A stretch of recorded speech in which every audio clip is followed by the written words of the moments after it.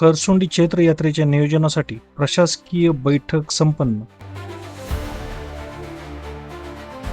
तहसीलदारांच्या अनुपस्थितीची मोठी चर्चा.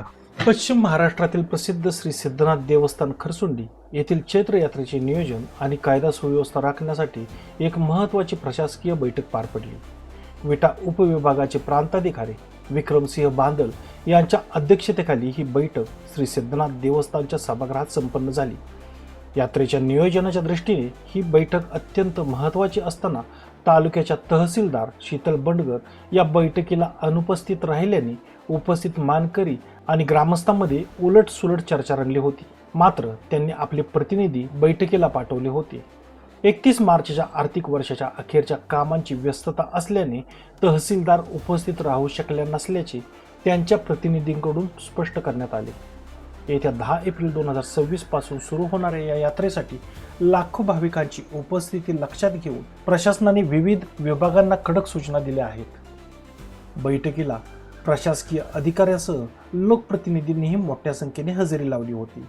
यामध्ये पंचायत समिती सदस्य डॉक्टर मीनाक्षी पुजारी, जिल्हा परिषद सदस्य जयदीप भैया भोसले आणि आटपाडी बाजार समितीचे सभापती संतोष पुजारी यांनी यात्रेकरूंच्या सोयीसाठी महत्त्वाच्या सूचना मांडल्या.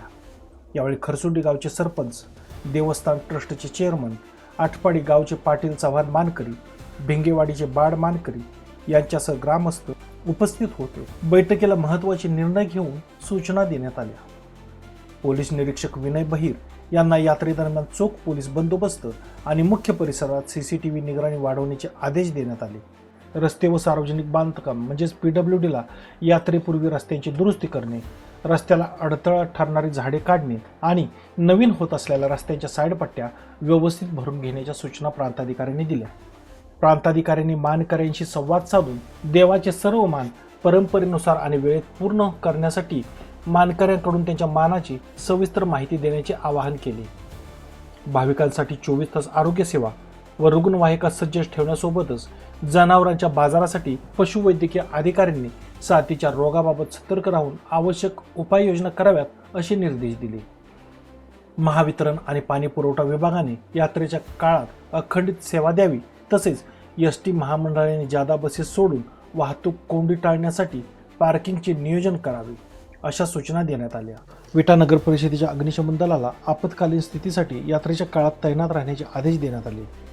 प्रांताधिकारी विक्रमसिंह बांदल यांनी स्पष्ट केले की आज दिलेल्या सूचनावर काय कार्यवाही झाली याचा आढावा घेण्यासाठी 11 एप्रिल रोजी पुन्हा एकदा आढावा बैठक घेतली जाईल.